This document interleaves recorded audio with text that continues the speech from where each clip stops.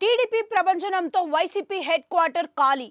ప్రపంచవ్యాప్తంగా ఉన్న తెలుగువారంతా ఎంతో ఆసక్తిగా ఎదురు చూస్తున్న ఏపీ అసెంబ్లీ ఎన్నికల ఫలితాలపై ఒక క్లారిటీ వచ్చేసింది. ఎగ్జిట్ అంచనాలకు మిన్నంగా తెలుగుదేశం పార్టీ ప్రభంజనం కొట్టించినట్లుగా కనిపిస్తుంది. అత్యధిక ఎగ్జిట్ పోల్స్ అంచనాల ప్రకారం టీడీపీ కూటమికి 130 సీట్ల వరకు రావచ్చని లెక్కలు కట్టారు. కానీ అన్ని స్థానాలను టీడీపీనే సొంతం గెలుచుకోవటం చూస్తే ఏపీలో సైకిల్ జోరు ఏ రేంజ్ లో ఉందన్న విషయం అర్థమవుతుంది.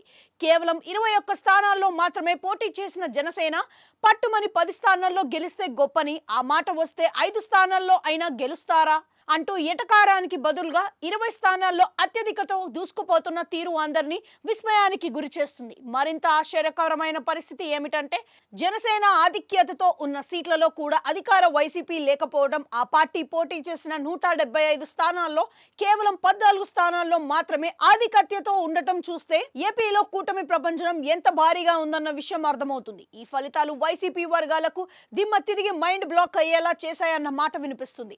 ఇందుకు తగ్గట్లే నిన్నటి వరకు తాము మరోసారి అధికారంలోకి రావటం ఖాయమని అంటున్నారు. వైసీపీ వర్గాలు ఎవరు బయటకు కనిపించని పరిస్థితి. తాజాగా వెలువడుతున్న ఫలితాల నేపథ్యంలో వైసీపీ వర్గాలు పూర్తి నిరాశ నిస్పృహలో కూరుకుపోతున్నాయి. వైసీపీ హెడ్ క్యాడర్ మొత్తం బోసిపోయింది. మంగళగిరిలోని వైసీపీ ప్రధాన కార్యాలయం వద్ద నిన్నటి వరకు హడావిడిగా ఉన్న నేతలు, కార్యకర్తలు ఎవరూ కనిపించని పరిస్థితి.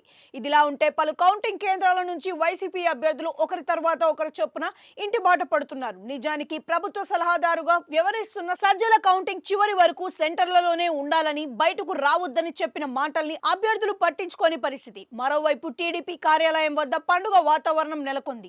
జనసేన వర్గాల ఆనందానికి హద్దే లేకుండా పోయింది. ఎందుకంటే తాము పోటీ చేసిన 21 స్థానాల్లో 20 స్థానాల్లో విజయం దిశగా దూసుకెళ్లటం ఇప్పుడు అందరి చూపు పవన్ మీద పడేలా ఉంది. మొత్తంగా చూస్తే 5 ఏళ్ల క్రితం దారుణ పరాజయాన్ని చవిచూసిన తెలుగుదేశం ఈసారి అందుకు భిన్నంగా ఘన విజయాన్ని సొంతం చేసుకుందని చెప్పక తప్పదు.